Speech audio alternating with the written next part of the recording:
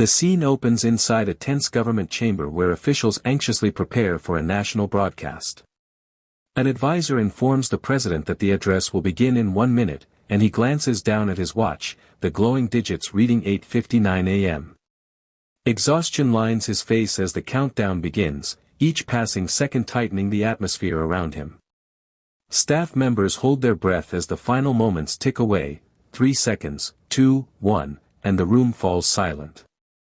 Bright studio lights ignite, illuminating the president as he steps to the podium, his expression heavy with the gravity of what he's about to announce. Across the nation, citizens rush to their televisions, gathering families and neighbors as screens flicker to life.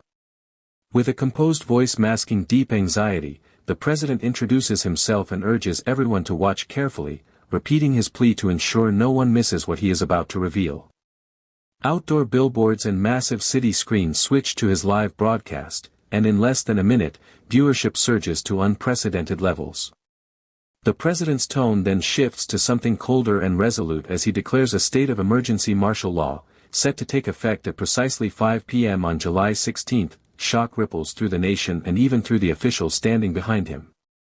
He acknowledges the chaos and fear caused by the earlier lockdowns and thanks the public for their cooperation, but his next words deepen the unease. He explains that the army has already taken control of major media outlets, communication infrastructure, and primary road networks.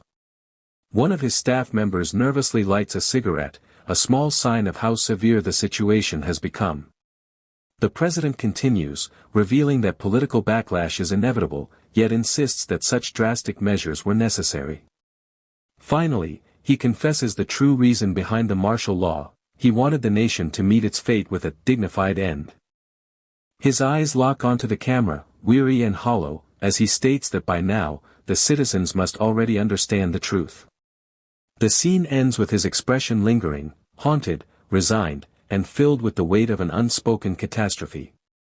The president's grim expression deepens as he delivers the unbelievable truth: the catastrophic scenario from the video game Survival Life is unfolding in reality.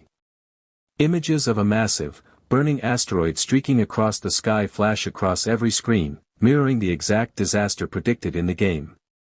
He explains that the asteroid, named Unjambi, was detected at dawn by the U.S. military, but every attempt to intercept it had failed.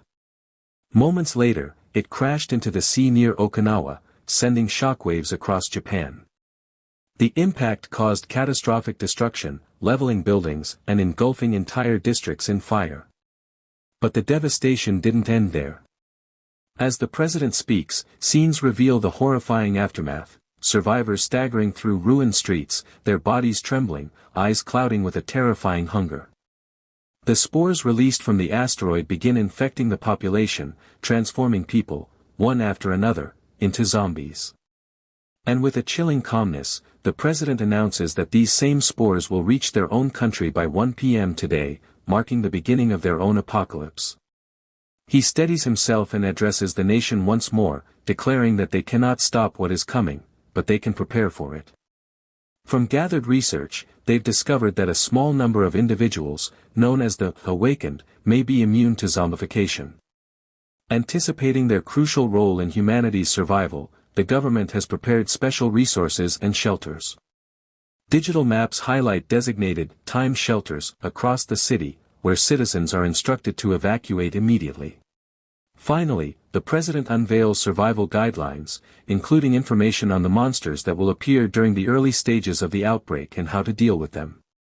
He promises that aircraft will distribute these instructions again via flyers for anyone without access to electronic updates. His voice, though steady, carries a heavy sorrow as he concludes, fully aware that the world as they know it is about to collapse. The president's final message grows somber as he announces that all thermal power plants across the country will soon shut down. Standing beneath the harsh studio lights, he admits his shortcomings but believes he did what was necessary in humanity's final moments. His voice softens, almost trembling, as he tells the nation it has been an honor to serve alongside them. He thanks the anonymous informant who predicted the exact doomsday date, then ends the broadcast with a final wish: that they may all meet again, alive and well. As the transmission flickers off, the city falls quiet. In a small, dimly lit room, a lone survivor grips his remote, staring at the now silent screen. A faint sigh escapes him. He had hoped the end would never come. But with reality collapsing outside, he steadies himself.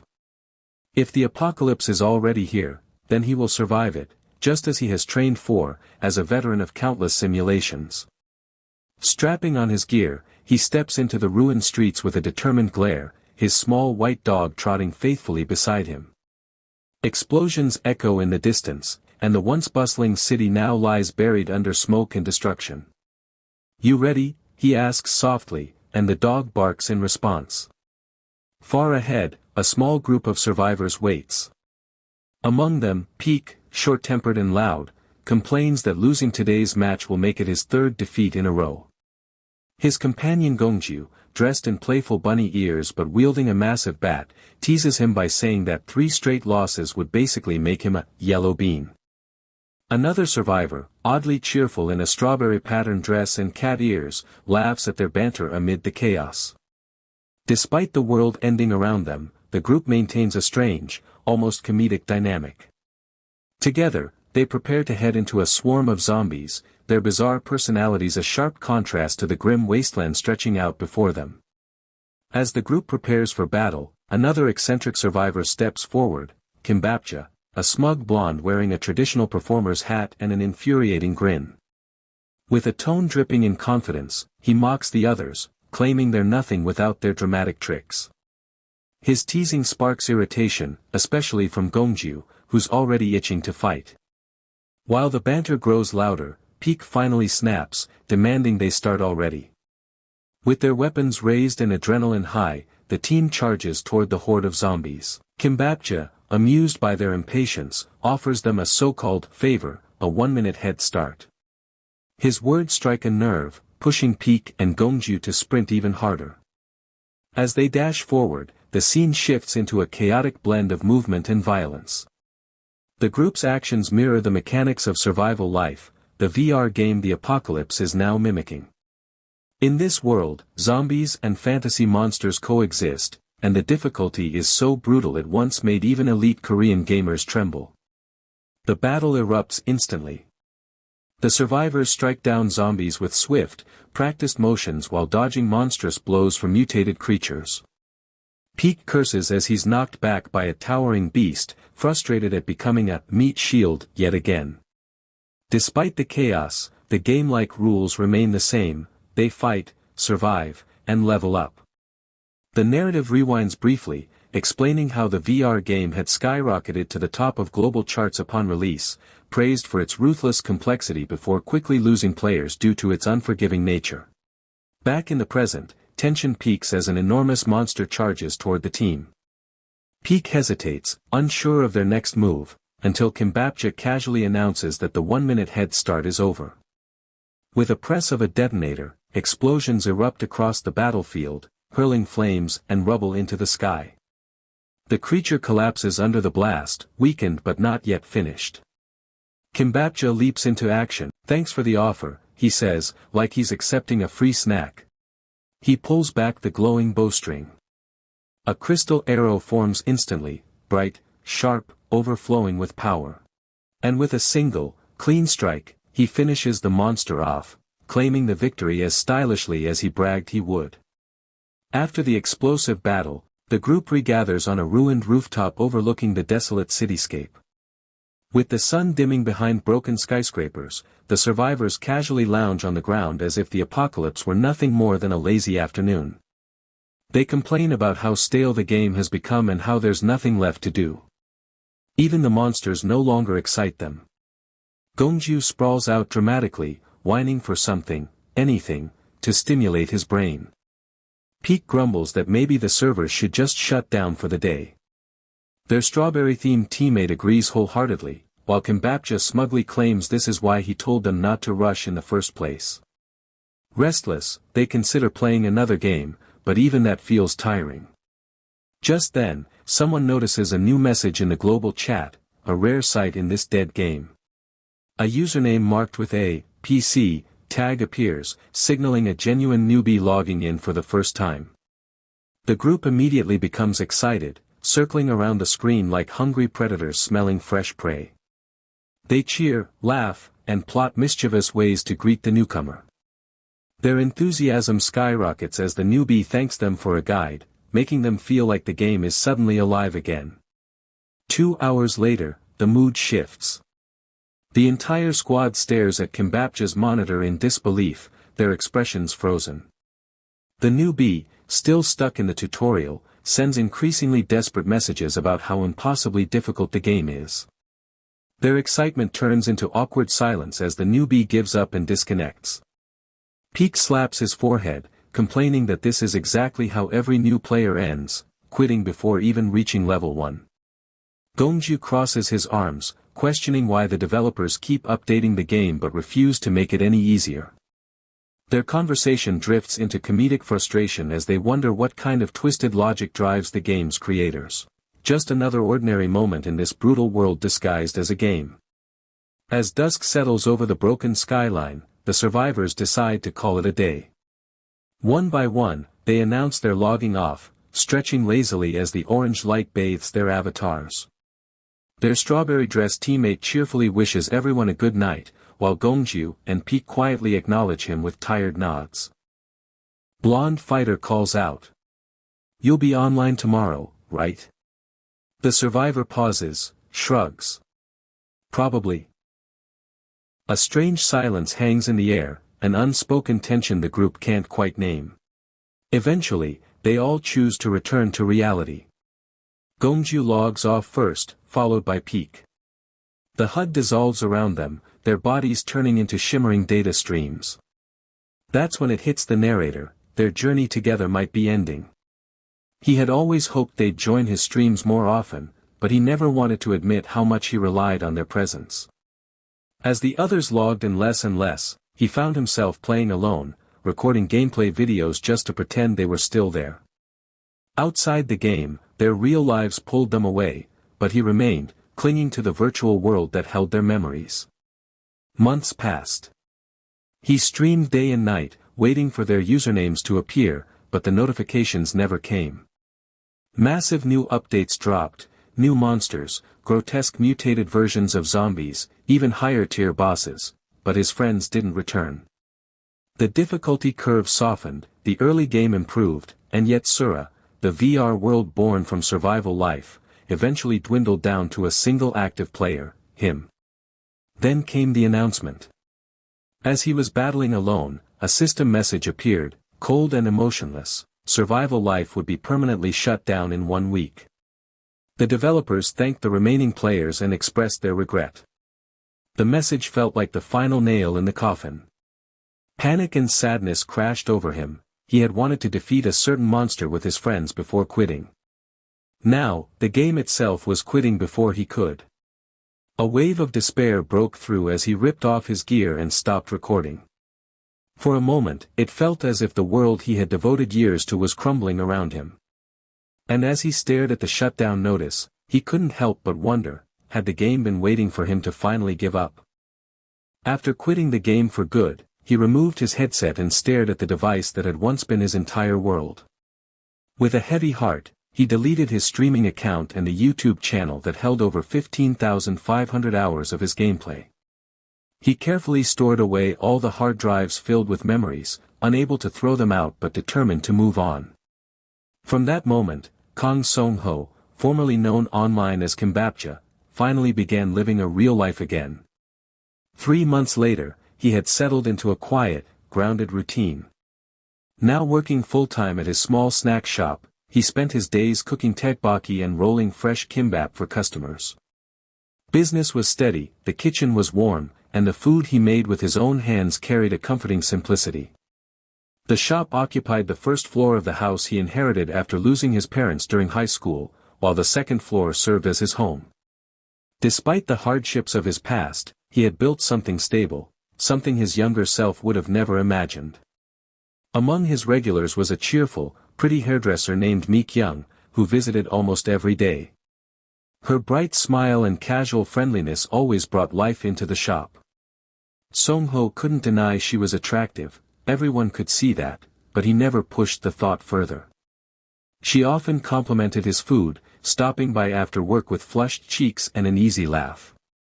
One day, she excitedly showed him a trending online rumor. People claimed that saying, "status window," out loud would make a game-like stat screen appear in real life. She had already tried it with no luck, but the post's comments section insisted it worked.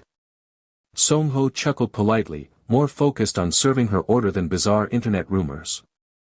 But the way she shyly held out her phone, the slight blush on her cheeks, it made the moment strangely endearing. Little did he know, that silly rumor was about to change everything. That night, after serving customers and cleaning up the shop, Song-ho decided to test Mi-kyung's silly rumor for fun. Laughing to himself, he shouted, "Status window," expecting nothing, only to freeze as a blue light exploded in front of him. A holographic panel materialized out of thin air. Shocked, he staggered back, his heart pounding. The impossible had actually appeared. When he dared to look again, he saw a familiar layout: health, strength, agility, perception, the exact stat page from Survival Life. Even the trait "Open Private Portal" was listed. His hands trembled. This wasn't a joke. This wasn't a hallucination. This was the game, in real life. Driven by both fear and fascination, he spoke the command displayed on the screen. "Open portal." A swirling vortex erupted in the middle of his room, crackling with blue lightning just like the labyrinth gates he had entered thousands of times in VR. Song-ho stared at it with awe and dread. Could this really be the Survival Life system manifesting in reality? It shouldn't be possible. But the evidence was right in front of him. Trying to rationalize it, he told himself it had to be nonsense. If this were real, there would at least be news about the asteroid Unjambai, he muttered. But when he checked his phone, his blood ran cold. A real NASA article popped up. An asteroid with the same name was officially being monitored. Experts claimed the risk was near zero, but Song-ho had played enough to know what that meant in-game: the apocalypse trigger. Panic surged through him. No, it could still be a coincidence. But another part of him whispered, what if it's real? His eyes slowly shifted back to the glowing portal. If there was any proof, any confirmation, it would be on the other side. Song-ho stands silently in front of the glowing blue portal, its light flickering across his face. He reaches his hand out, inches away from touching the mysterious energy wall that has appeared in his home. Something about it feels unreal, yet eerily familiar. If there's any proof about what's coming, any confirmation that the game world has crossed into reality, it has to be inside this portal. Just as he's about to step through, his instincts scream at him to wait. His hand freezes mid-air. Entering blindly might be the fastest way to die. He pulls back, cold sweat forming on his forehead. Isn't it too dangerous to go in without a plan? He thinks, breathing deeply while the shimmering blue light pulses behind him. Changing his approach, he kneels beside the portal. If he can't enter safely, he can at least test the other side. He grabs the only tool nearby, a ladle, and slowly pushes it through the swirling energy at the bottom of the portal, trying to feel the ground on the other side. His heart pounds as the ladle disappears into the unknown. When he pulls it back, he stares in disbelief. It's covered in dirt. Just dirt, ordinary soil. That single detail means everything. The other side isn't a deadly labyrinth or monster den. It might actually be a real location on Earth. Could this portal be like a warp, he wonders, the realization making his pulse quicken. Determined now, he prepares what little he can. He grabs his backpack, checks the straps, and confirms he has done the minimum safety check possible. There's no turning back. With one deep steadying breath, he stands before the portal again and whispers to himself. Shall I go inside? Then, he steps forward. Light engulfs him. The world spins. And suddenly, he finds himself standing under a bright sky, surrounded by lush greenery and vibrant colors. The wind is crisp, the sunlight warm, and the scenery breathtaking. Leaves flutter around him as he stares in awe. Whoa, is this for real? The wind carries the smell of greenery, and a small blue bird chirps on a nearby branch. Everything feels overwhelmingly real. There's no cell phone signal, confirming he's far from civilization, or maybe even far from his own world. Staying cautious, Song-ho begins marking trees with simple square symbols using a white marker, creating a path he can follow back. For now, he has no way to confirm where he is, but one thing is certain: he must explore carefully and collect undeniable proof of this strange new reality. And so, with steady steps and rising tension, Song-ho ventures deeper into the unknown. As Song-ho continues walking through the vast, unfamiliar forest, exhaustion begins to take over. Sweat drips down his face as he mutters in frustration, wondering why this place feels endless. The heavier his steps become, the stronger his desperation grows. He just wants something, anything, to appear and break the monotony.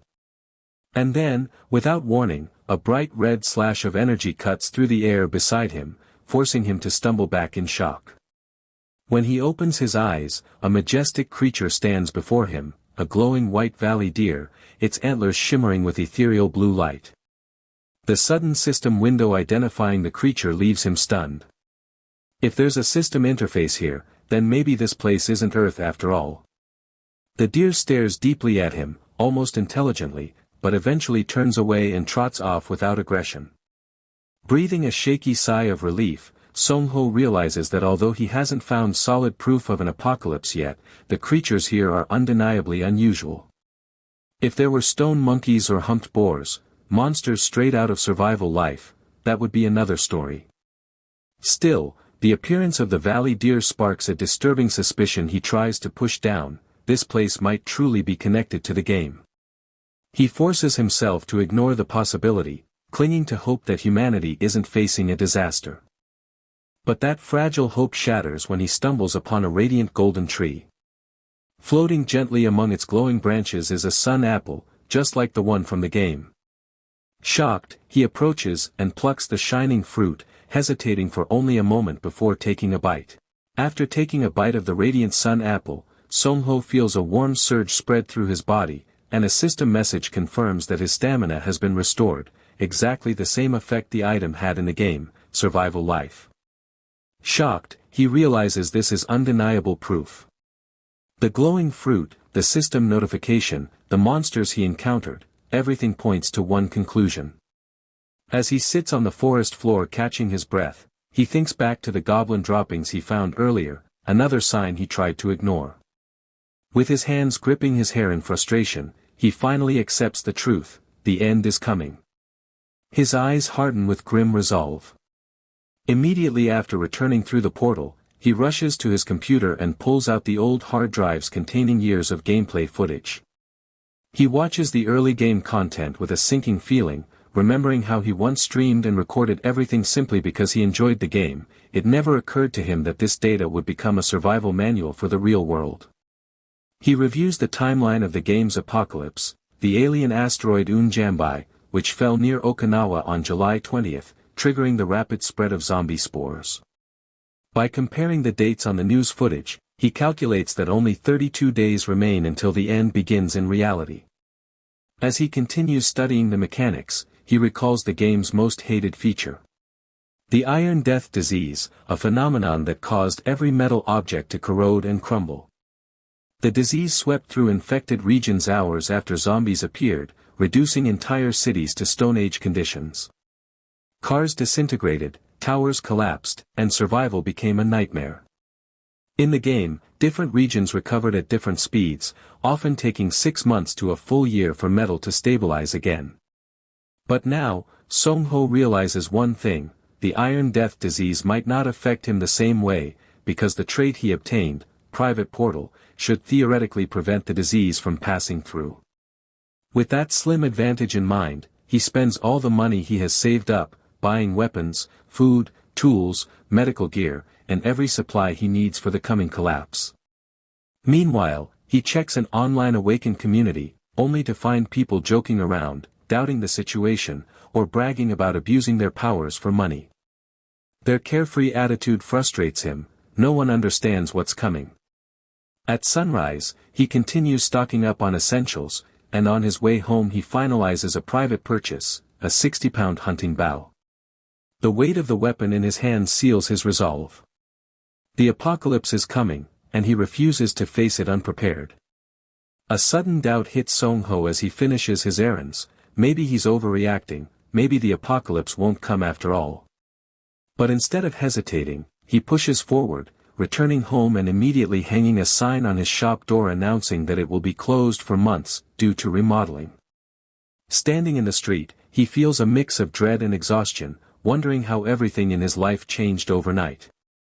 Mi-kyung approaches him with concern, asking if he's really shutting the store down. He lies with a tired smile, telling her it's just old and needs repairs.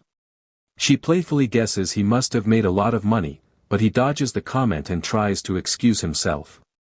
She stops him for a moment as if wanting to say something important, but then shyly backs away, wishing him goodbye.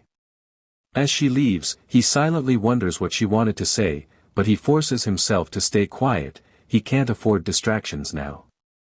Back home, he activates the portal again, blue flames swirling around him as he steels his resolve. He reminds himself of his strength. He was never the best fighter in survival life, but he was a strategist, a planner who survived through precision, analysis, and preparation. Because in that world, stats weren't gained through leveling up but through real experience, hunting, and exploration. Determined to build his physical ability from scratch, he enters the forest and begins practicing with his new bow. At first he doubts whether he can even draw it, but to his surprise the string pulls back smoothly, far easier than he expected. Excitement sparks in his eyes as he fires again and again, growing more confident with each shot. His memories of a grinning instructor yelling, "Take a shot," echo in his mind, pushing him to focus. Under the warm forest light, he knocks another arrow, draws the bowstring back, and releases, marking the beginning of his training for the apocalypse to come. With his training underway, Song-ho steps into the forest at dawn, drawing his bow with surprising finesse. Each arrow slices through the air with clean precision, thudding into distant trees as if guided by instinct.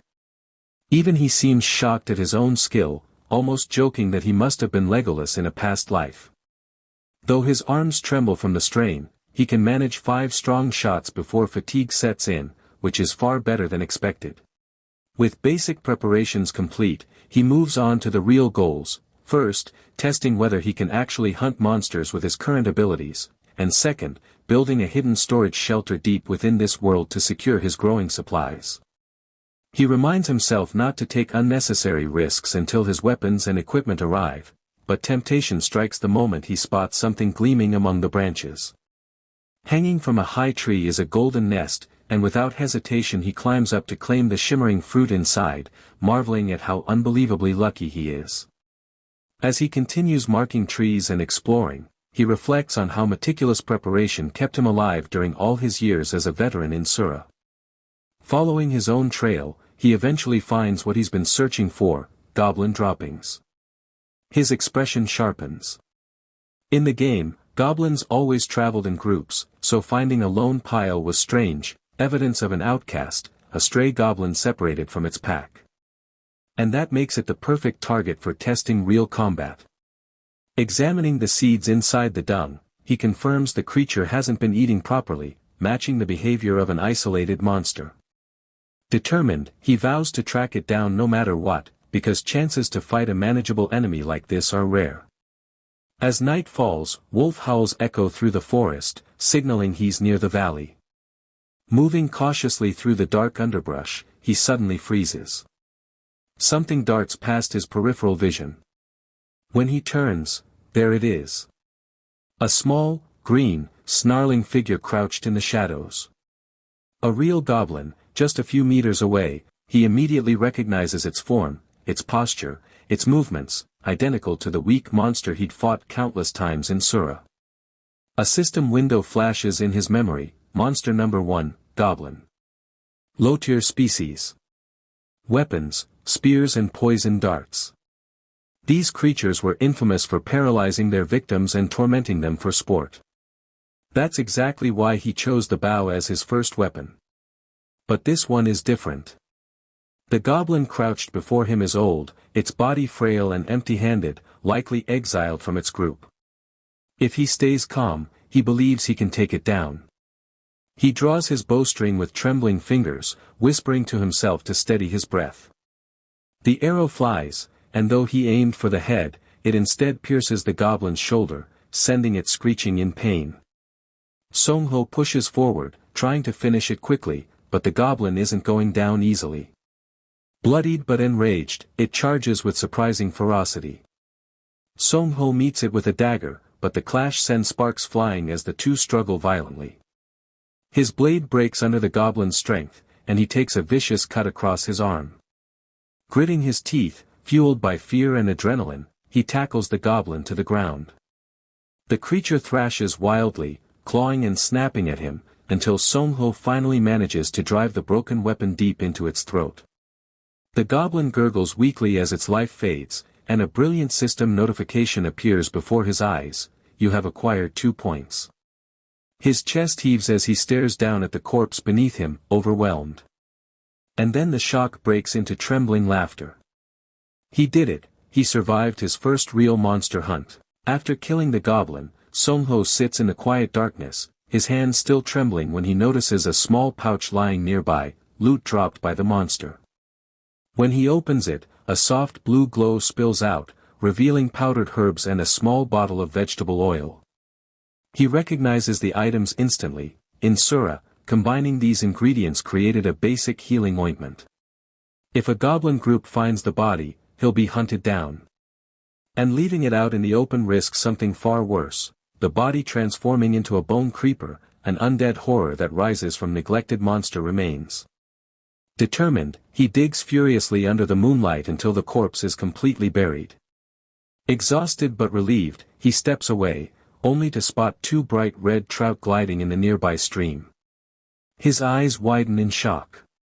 In the game, red trout only lived in one specific biome, the territory of a mid-tier monster known as the owlbear. The realization hits him too late.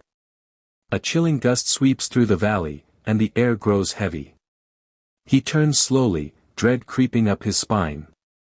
A massive shadow looms behind him. Then, glowing red eyes snap open, burning with feral intensity. The towering creature, half owl, half bear, rises from the darkness, its feathers bristling and its breath shaking the ground. Owlbear. Song Ho freezes as the monster stares him down. Compared to goblins, this creature is a nightmare, far beyond anything he can fight. Song Ho remembers a moment from his streaming days, when he appeared on camera as Kimbapcha, cheerfully greeting his viewers with bright red eyes full of excitement. Back then, he would stand in a virtual classroom, presenting detailed summaries of every monster that lived in the forest, proudly showing the holographic displays he'd prepared. He worked hard for his audience, and they responded with laughter, donations, and constant chatter, like Bulsangman, who would donate just to see Song Ho's reaction, or Gukbapman, who turned every discussion into a reference to soup. Even the viewer with the ever-changing, barking dog username made him smile. Together they debated goblins, kobolds, and the deadly bone creeper, but he always warned them that the true threats, the monsters that ruled the forest, were the werewolves and the terrifying owlbears. He explained how an owlbear's territory signaled that the ecosystem was balanced, his tone confident and playful. Those were good times, and the memory hits him like a punch.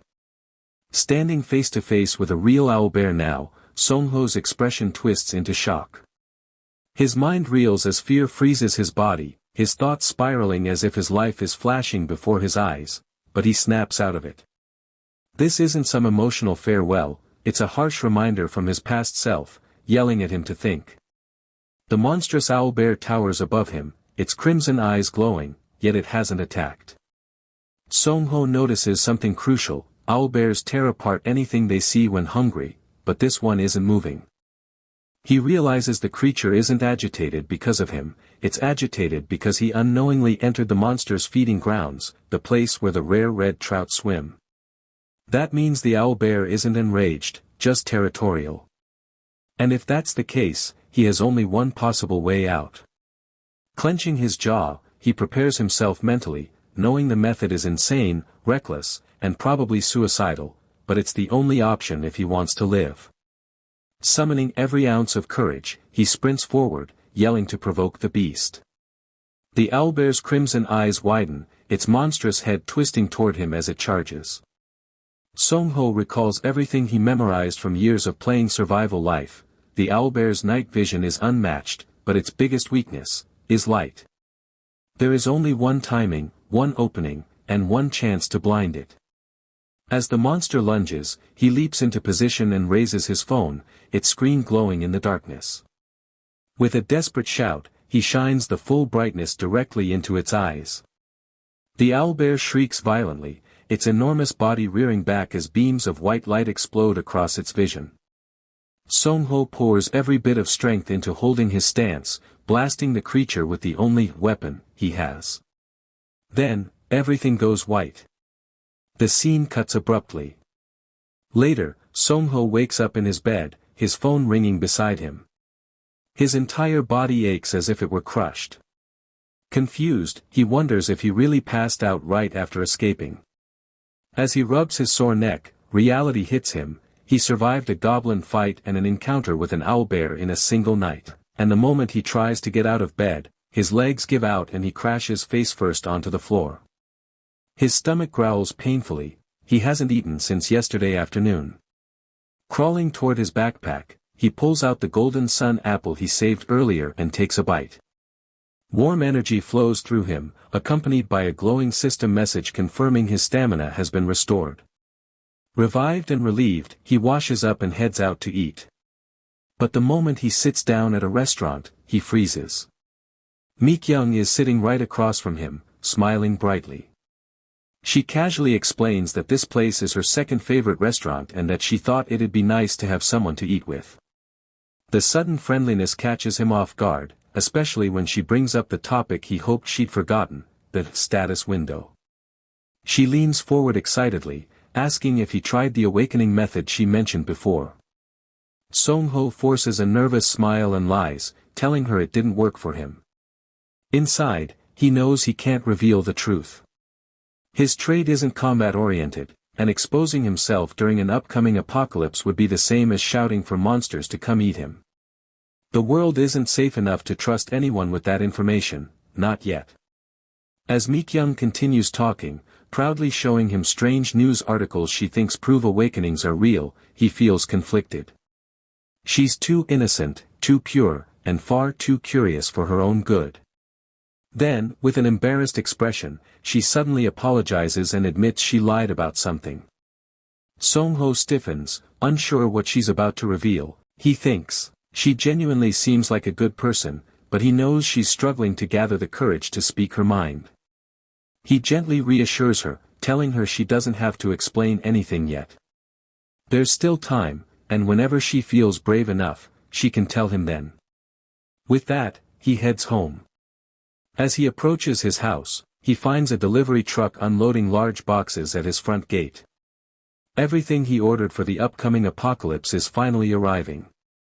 The delivery man greets him with a bright smile, and the protagonist thanks him for the hard work, relieved that the crucial supplies are here. He immediately begins sorting and moving the equipment. Items meant for long-term survival go up to the rooftop storage, while essentials for today's mission are carried straight to the second floor. After catching his breath, he lays out the gear he'll need. Spread across the floor is a full survival kit, gas mask, fireproof suit, pepper spray, fire axe, gasoline, a plumbing pipe, a fire extinguisher, and a portable telescope. Today's mission is simple but vital. He must secure a proper hideout, no matter what. With monsters coming soon, a safe base will become the difference between life and death. Dressed in his fireproof suit and armed with an axe, he activates the glowing blue portal. The swirling gate opens like a shimmering window into another world. Stepping through, he enters the forest of the survival life dimension once more. Finding a potential hideout doesn't take long. While searching for the old goblin earlier, he had spotted something suspicious, a narrow opening in the rocks partially hidden behind thick bushes. Now, pushing the leaves aside, he sees it clearly, a small cave entrance, the perfect size for a future bunker. He studies it from a distance with his telescope. Inside, the ground shows several distinct footprints, shaped like small humanoid creatures. Cobalt tracks. This discovery fills him with excitement. Luck is finally on his side. A smile forms on his face as he realizes the cave is currently occupied by low-tier kobolds, nocturnal monsters who will be sleeping soundly during the day. This works in his favor. His plan, devised back when he first played Survival Life, is effective against all low-tier monsters, but especially deadly to kobolds. Their sensitivity to smoke turns simple firewood into a lethal weapon. He checks the wind direction, ensuring it blows inward toward the cave. Perfect. The kobolds will have no chance if the smoke flows inside. Peeking through the telescope again, he confirms the creatures are asleep, their bodies slumped across the cave floor. He quickly begins gathering dry branches and fallen wood from the forest floor. Though tougher than expected, he manages to gather enough. With the bundle in his arms, he returns to the cave entrance. After arranging the firewood carefully near the opening, he steps back and assesses his work. This should be enough, he thinks, satisfied. The trap is ready. Soon, the cave, and the kobolds inside, will be his. With the firewood stacked neatly at the cave entrance, Songho uncaps a bottle of gasoline and pours it over the pile, the liquid soaking deeply into the branches. He prepares to ignite the trap when a sudden sound behind him freezes his entire body. From inside the cave, two kobolds stumble out, groggy, confused, and blinking against the daylight. Their reptilian eyes narrow as they spot him. Songho forces an awkward smile, giving a tiny wave as if greeting strangers on a morning walk. The kobolds hiss violently in reply. He reacts instantly. With a sharp pivot, he grabs his axe and lunges forward, striking before the creatures can fully awaken. One kobold collapses with a single blow. But something strange happens. A blue system notification flashes before his eyes. The attack inflicted a drowsiness status effect, making a clean one-hit kill possible. His level rises, granting him 4 new stat points. There's no time to celebrate. More kobolds are beginning to stir inside the cave. He quickly flicks a lighter and drops it onto the gasoline-soaked firewood. Flames burst upward with a loud roar, sending thick smoke rushing into the cave. In Survival Life, all low-tier monsters shared one weakness: they were extremely vulnerable to sudden environmental changes. Smoke, bright light, loud noise, anything unexpected disrupted their senses completely. Burning the kobolds directly would be faster, but the aftermath would make the cave unlivable. Smoking them out was cleaner, and far easier to manage. Inside the cave, the monsters panic.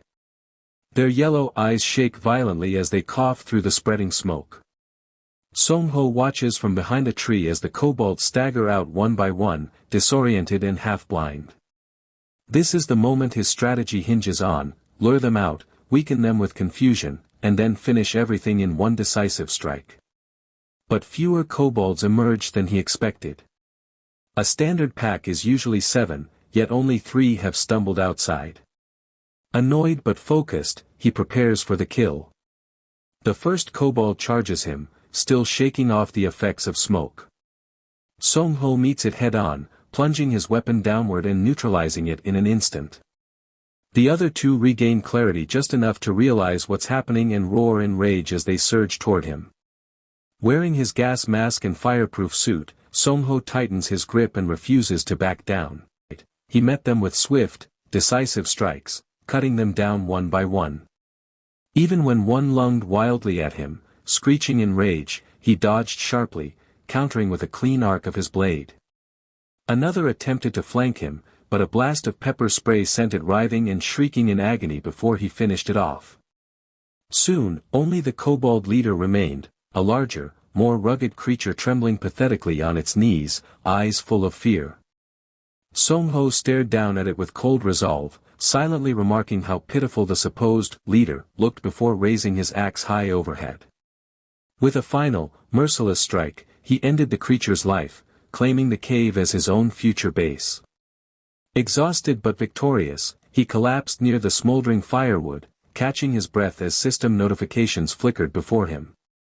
His status now displayed a point total that felt both nostalgic and surprising, exactly like the game, complete with the annoying exhaustion debuff.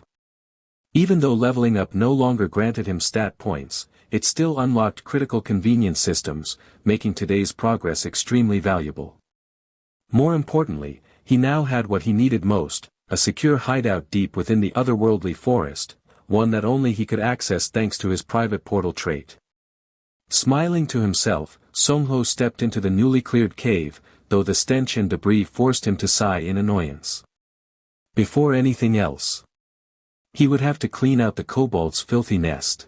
After securing his new hideout deep inside the otherworldly cave, Songho immediately begins cleaning the place, dragging out piles of kobold junk while grumbling about the filth they left behind, exhausted from the earlier fight. The cavern is about 15 meters deep, small for a base, but enough to work with. Still sore and worn out, he forces himself to scrub, sweep, and clear away debris, muttering that cleaning after monsters should count as torture.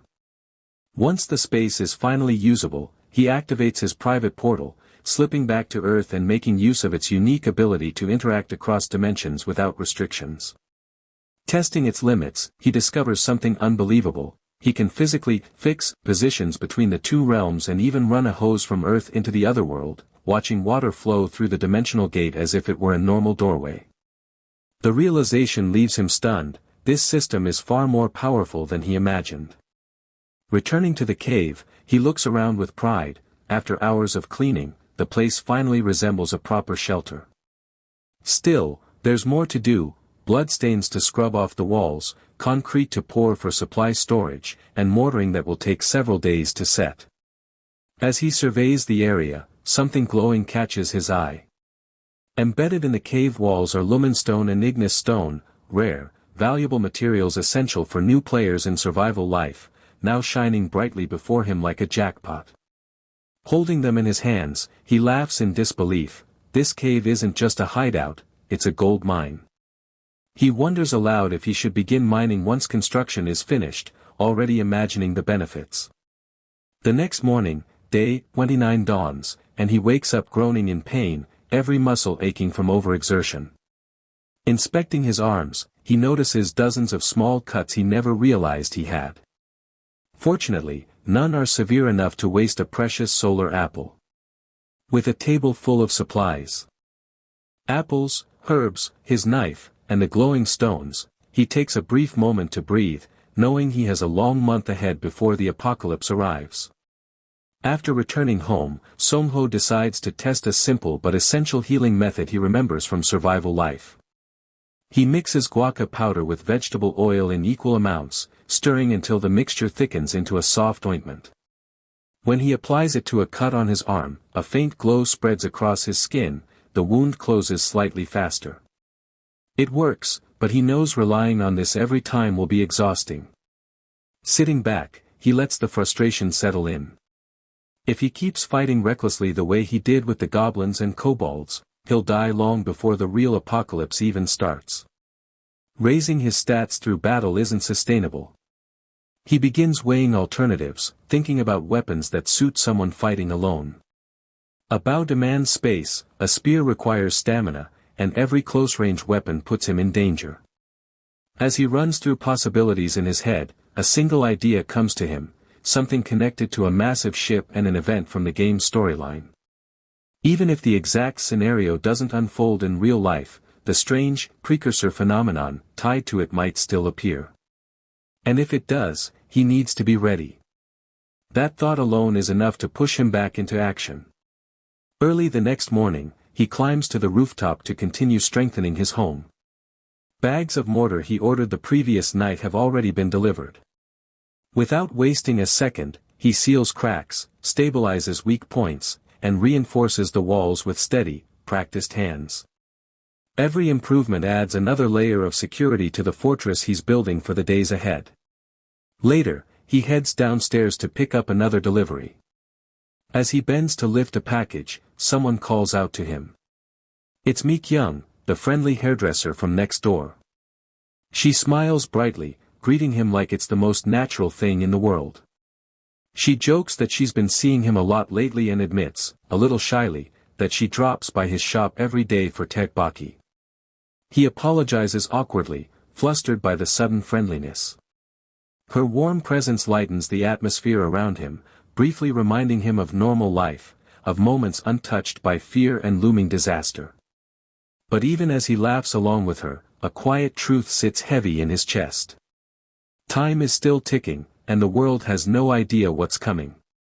Song-ho apologizes with an awkward smile, explaining he's been busy remodeling his shop, and Mi-kyung teases him for neglecting himself, reminding him he used to visit her salon only once every 3 months, which makes him realize how long he's gone without a proper haircut.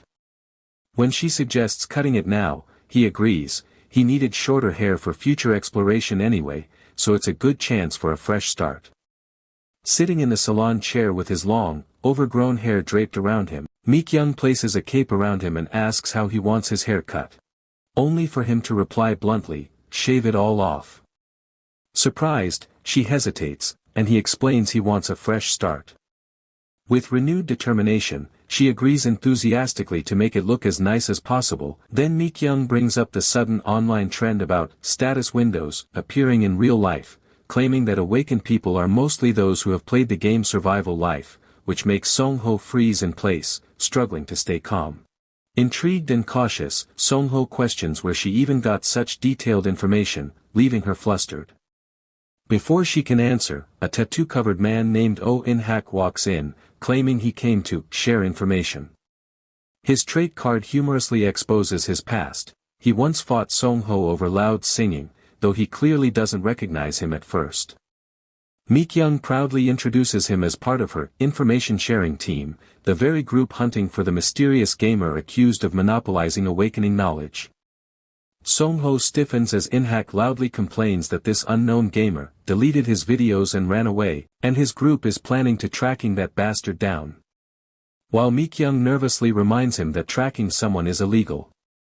In-hak dismisses her concerns, ranting dramatically, insisting it's all for public good, even pulling her into an uncomfortable side hug as he babbles about how the situation matches a case study exactly.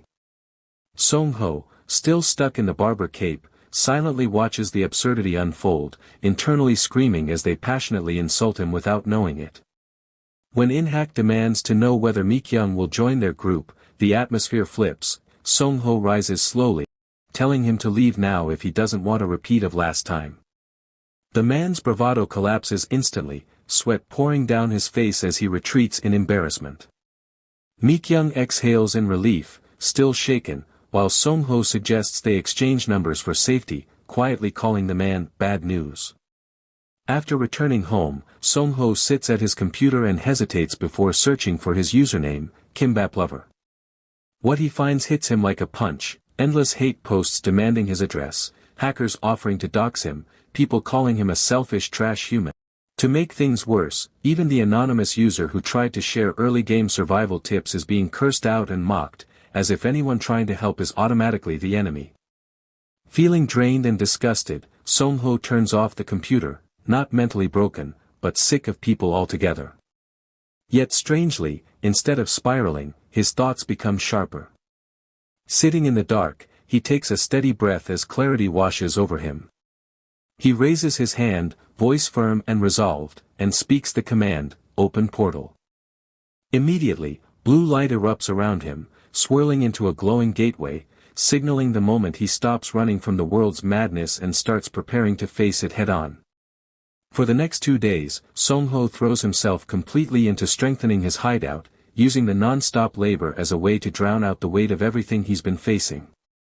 He mines limestone and igneous stone with a pickaxe, sparks flying around him as he swings with almost desperate intensity, and then mixes mortar with water, pouring and smoothing it carefully over the ground to solidify his underground base. When the work is finally done and he waits for the mortar to dry, he steps outside into the quiet night. Under the glow of the full moon, a cold realization settles into his heart: if the world is unjust, then he must fight injustice with injustice. He isn't a hero, nor does he owe the world anything. He's just one individual, and his only responsibility now is to survive. But the moment he turns around after making that resolution, the silence breaks. A sinister rattle echoes through the dark forest, and a skeletal monster, its spine twisted, eyes burning with yellow light, emerges from the shadows. A bone creeper. Song-ho freezes for a split second, muttering in frustration before the creature charges at him with explosive force. Its shrill screech fills the air, shattering the calm as violent bursts of energy erupt around them. The monster's glowing skull lunges forward, its presence overwhelming and chaotic. As the bone creeper's attack detonated into a thunderous explosion, lighting up the forest like a battlefield. Kang Song-ho crashes onto the cold forest ground, his body rolling across dirt and leaves as the shock from the bone creeper's explosion finally settles in. His ears ring and his vision spins, but somehow, he's still alive. Gasping, he lifts his trembling hand, staring at it in disbelief. A few moments earlier, the skeletal monster had appeared out of nowhere, glowing violently as it prepared to self-destruct.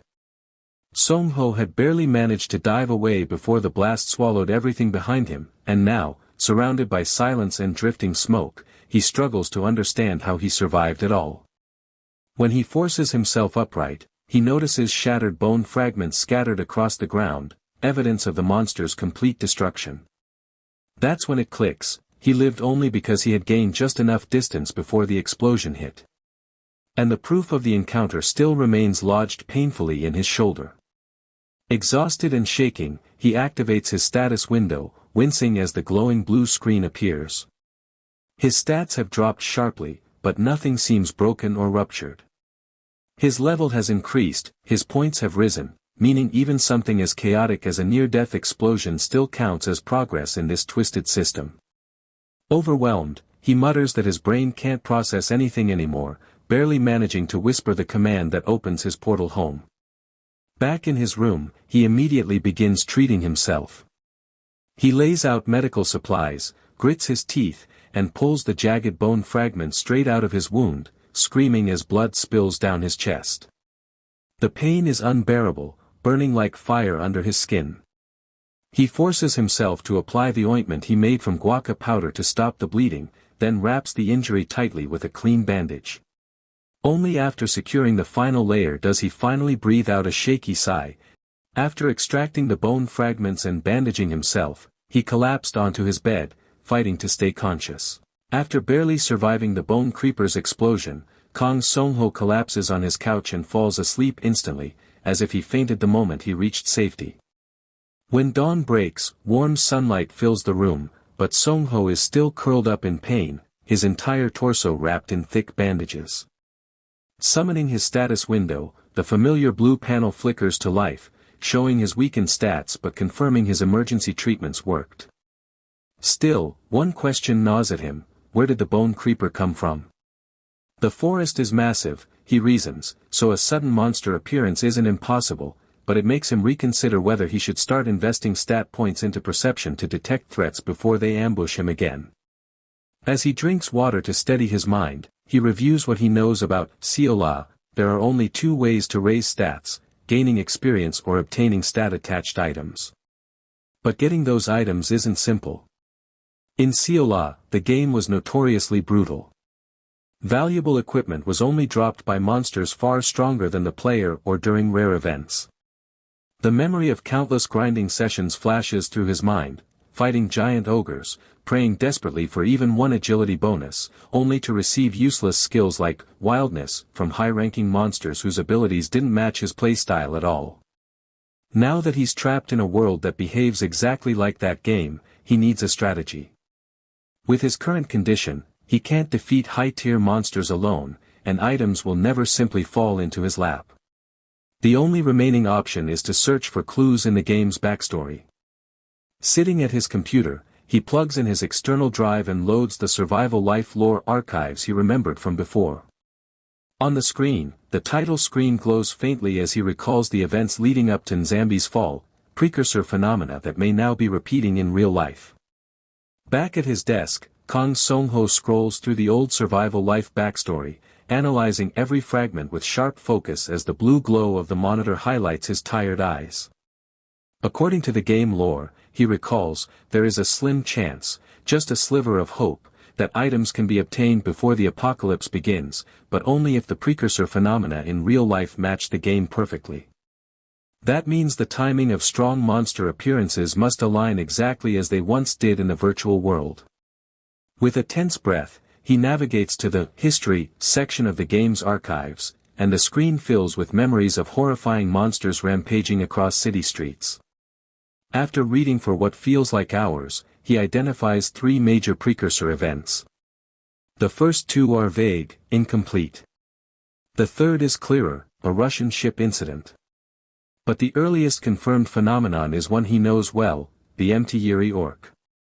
The files describe it vividly. On June 26 at 1700 hours, an orc corpse was discovered at a campsite, originally hidden by government suppression until a news outlet leaked the story. Realizing the monster had died on the afternoon of the 26th, Song-ho calculates backward. If he wants to catch that orc alive, he must arrive before dawn on the 26th, meaning he has to leave on the night of the 25th. Panic and urgency collide in his chest as he pushes back from the desk, muttering that there's no time left, he needs to prepare immediately. But just as he's about to stand, his phone vibrates. The caller ID flashes, Miss Mi-kyung.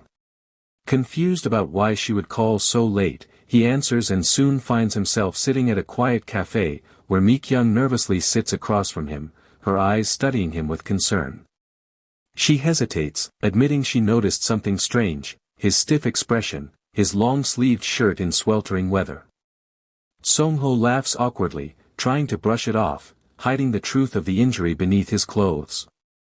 She leans forward anxiously, mentioning their last appointment and how the trouble with Mr. Oh In-hak made her think something dangerous might have happened. Hearing this, Song-ho reassures her he's fine, though he admits he does dislike Oh In-hak. He recalls an incident from last winter, describing how Oh In-hak caused a scene with an illegally modified tow truck and even picked fights with elderly passers-by, revealing the man's rotten character.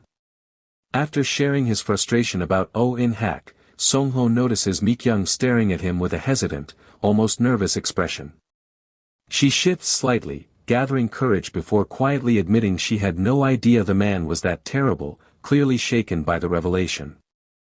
Song-ho casually continues, explaining that the jerk caused trouble every dawn, then suddenly asks why she called him out today. Mi-kyung freezes for a moment before leaning in close, her cheeks faintly red, whispering something she seems embarrassed to say out loud. She claims she is actually awakened. Song-ho is stunned for a moment, wondering why she would reveal something so dramatic to him. Still, he decides to play along and avoid questioning her too deeply, smiling politely as he tells her he's a little envious since he hasn't awakened yet. Mi-kyung sighs in relief, apologizing for lying before, saying it weighed heavily on her conscience. He reassures her warmly, telling her he doesn't misunderstand, he knows she isn't the type to deceive someone maliciously. The tension between them eases, and Mi-kyung visibly relaxes, while Song-ho thanks her for always sharing information with him despite her busy schedule. As he stretches with a soft laugh, he admits he feels even better thanks to her company. The stress from remodeling his shop had him on edge, but her visit helped him unwind. Encouraged by his attitude, she blushes as he jokingly bids farewell to survival life, saying he plans to study the game in more depth now.